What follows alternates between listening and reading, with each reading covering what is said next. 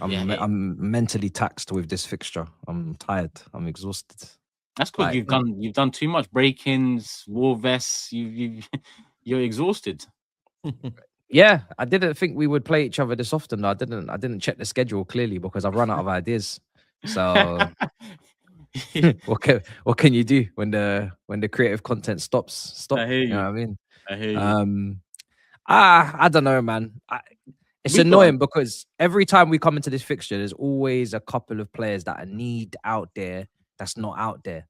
And I'm just like, at this point, are you lot doing this on purpose? Are you incapable of coming into this fixture as a group of fully fit individuals with no suspensions, no injuries, ready to actually put your best foot forward? Who is it But now?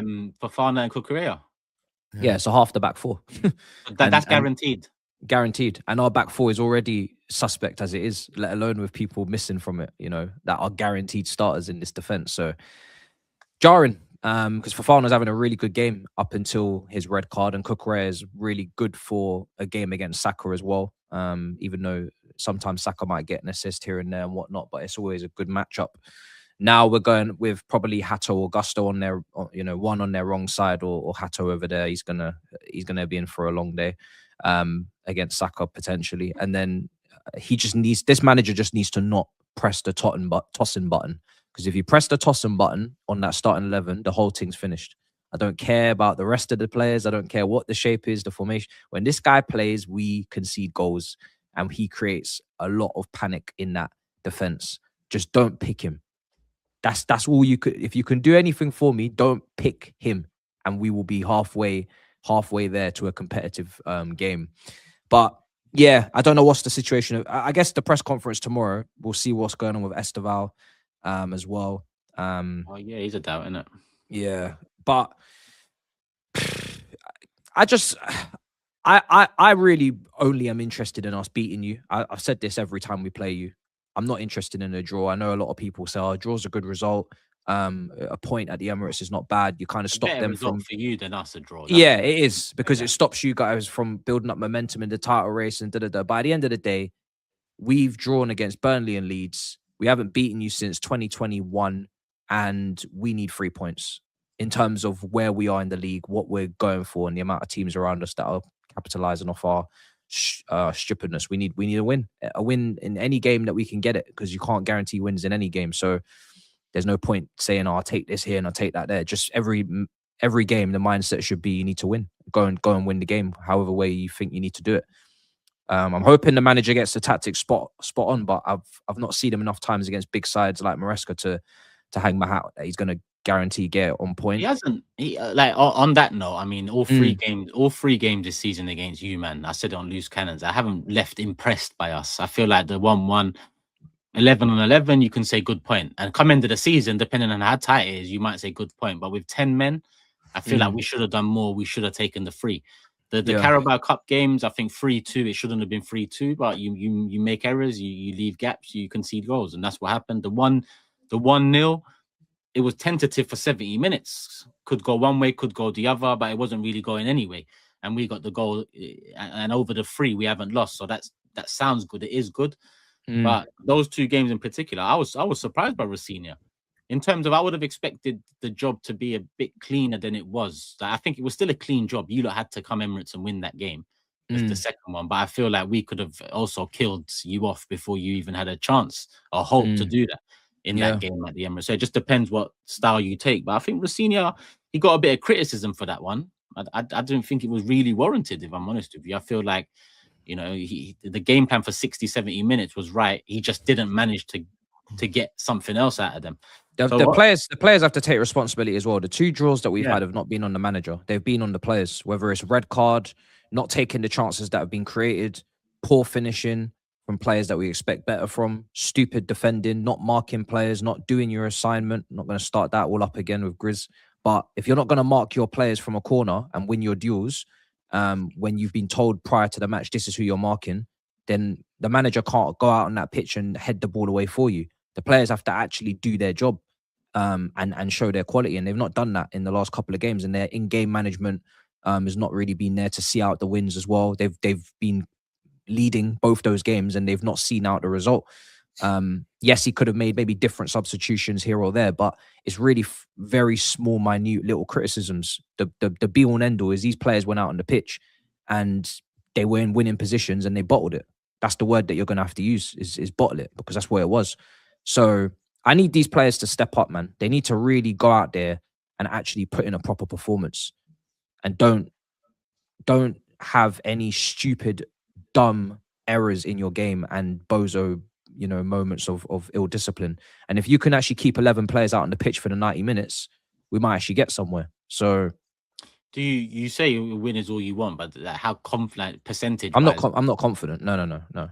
Yeah, let's separate everything out. There's no confidence in terms of a win. I want to win, but I'll predict a draw when it's my time to predict, because that's the best I can realistically see for this team right now. Yeah. I mean, we didn't hold the lead of our own recently, so that's a problem. But after Tottenham, I just think 10 games to go. Well, in that 10 games, 2 big 6 sides, is it? Yeah, 2 big 6 sides left of the season. Obviously, the City Etihad one, we've talked about that enough. And this one, so, including the Chelsea in the state they're in, you're looking at wins all towards Man City. And the Tottenham game, I loved it, enjoyed it, and revel in it.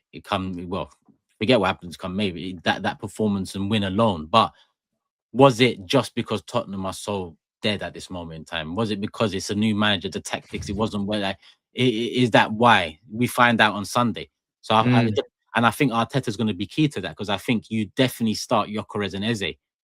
More so Eze here, because I think Gyökeres starts. It's a given, right? We've seen enough support in him. It's more Eze that tends to get taken out at times.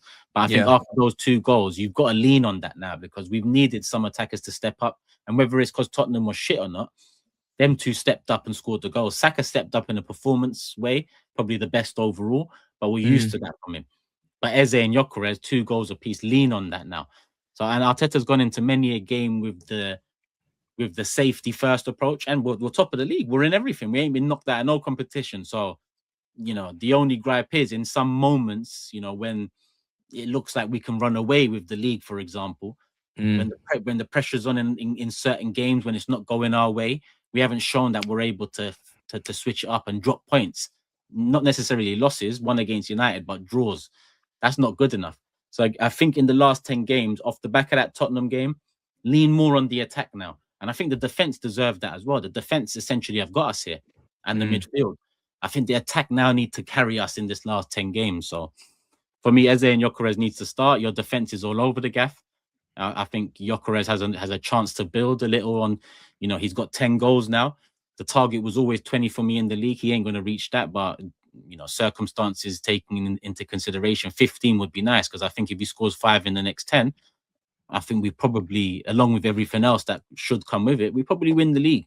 But these players now need to kick on. Like, there can't be a lull for football at home to a Chelsea side where we haven't lost to over 3 games this season, but we also haven't, laid our ground against them across the 3 games this season. So go and do that now. And then this could be a defining week. You see how we could look at City against Liverpool and say, oh, if they win the league, that was the moment. If we go on and win it, it might be this week. Tottenham and Chelsea put together 2 London derbies, win both of them, and you're in a good position. Pressure on the game, does it depend on City leads? I don't think so. I think there's pressure either way. If City drop points, if they win, I think it's equal pressure, because we've just got to win ourselves. So the pressure remains.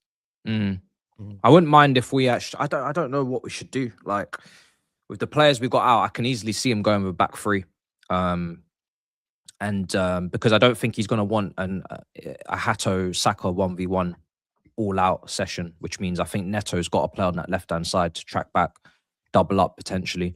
I don't know what Reece James's fitness status is like. That could push him into a back 3 just to protect him. He got taken off though, innit? Yeah, well, I don't know. Yeah. So you're looking at potentially Gusto, Neto as wing backs. You could see, João Pedro and then Enzo and Palmer just off him with Santos and Caicedo in midfield, because there's no Fofana. I don't know if he's going to want to play Sarr from the start, or actually he's definitely not going to play Achimpong from the start, and he shouldn't be playing Tosin.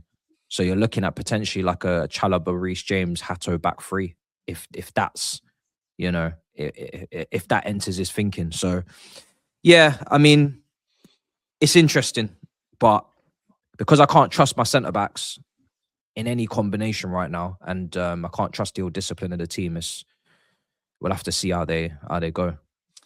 I see someone in the chat say Eze or Odegaard. I think I answered that already. I think Eze starts the game for me, and it has to be 10 because I know we trialed Saka 10 a couple times, but as much as there's intrigue there, you know, what we've got right now is a situation where, listen, Odegaard's back, but off the bench, preferably, because Eze deserves to start. Saka obviously deserves his start, and with the new contract, there's a lot on his shoulders. I'm expecting a big game from Saka too.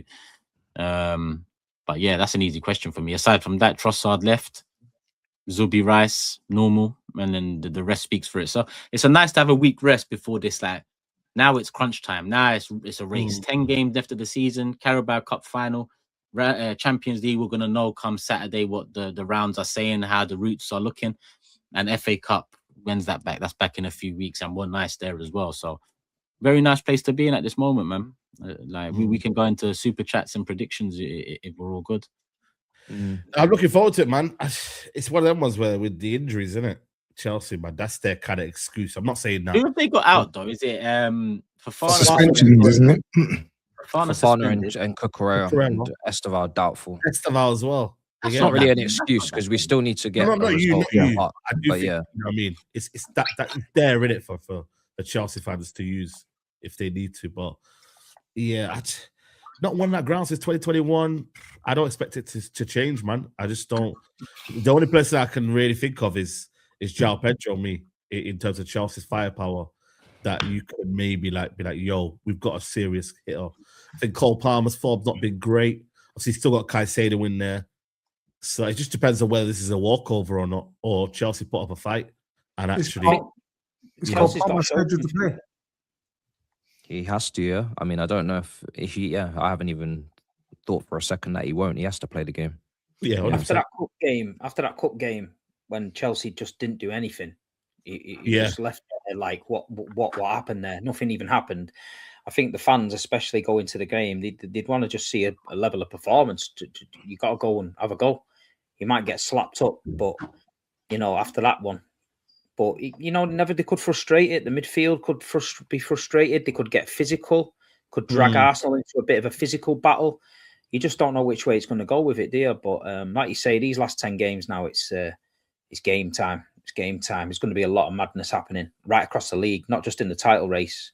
Europe, relegation. You're going to see some freak results. We say it every season. It's freaky time now. Rafinha's got to learn from the first game. Obviously, it was a cup situation and a one-off game, and I get all that. And I was one of the few that was not justifying it, but trying to give it some context. But come Sunday, is it Sunday? Yes, yeah. Sunday. Yeah, come Sunday, he's got to learn. Don't be late, Uncle Man. About is it Sunday? I think it'll be a good test. I think it'll be a good test, man, for his credentials, man. To see where he's at. Not like it's we decide where he's at our way to Arsenal, but just a nice test for him to see where his mindset is. How does he see his Chelsea team going forward? As far as Arsenal's concerned, last week was massive, huge. We don't want to repeat it. You know, it was huge for Arsenal last week. Eases a little bit of pressure off them going into this week. Of course, it's Chelsea. Of course, it's a local derby, but yeah, you can't see anything apart from a strong Arsenal performance and a win. Fingers crossed. That's what we see Sunday. Yeah, Chelsea. Chelsea. I don't know, man. Yeah, they just, like Matisse said, they just haven't got enough, man. Honestly, they will try, but they just don't. But it'll be interesting to see Palmer play in this game because I don't think he's played in this fixture before, has he? Not this one. I don't know. I don't think he has. I'm sure he played the 5-0, the 5-1. He didn't play in the 5-0. No, he didn't play in that one. He didn't play in the 5-0. He didn't play in the one last season, I think. Hasn't he played 20 minutes? No, I don't think he did. I don't think he did. But the team needs to get over its fragile mindset when it's trying to manage games. Let's see if they do that. But yeah, The red card thing is mad though, Matisse. Have you seen like you're like second or third in the list for like all time? All time, yeah. We will eclipse it. We will be the new record holders at the end of the season. All time, Premier League. Premier League in a single season. In one season. We're gonna eclipse it. We're gonna eclipse it. And the thing is, I don't even understand it as well, because it's like it's weird. It's just dumb decisions. Like I don't see it as like a team that's like it's not dirty. They're just dumb. They're literally just dumb. Yeah. Yeah, it they doesn't are. make any sense. They are. And it's funny because it's not even like it's just the young players that are doing it. It's the players that are 25, 26, 27 getting the red cards. So they played enough Premier League games to know. I think there's a lack of vocal leadership potentially in that team. There's a lot of people that will maybe lead by example with their own performance, like a Reece James, but there's not somebody that is so there's not somebody that's so like sorted in terms of their own personal game where they can actually start marshalling and looking after other people's game. I was thinking about this today, like you kind of need a coach on the pitch. There's so many instances in big games, knockout games, especially where a player will be telling the manager what needs to happen next because he can see a different viewpoint and he knows where this game's going. He knows what the team is lacking because he's been kind of studying the game as he's in the game. We don't have nobody in that team right now that I can see as a future coach in this sport. Everybody in that team is trying to manage themselves and make sure they don't fuck up themselves.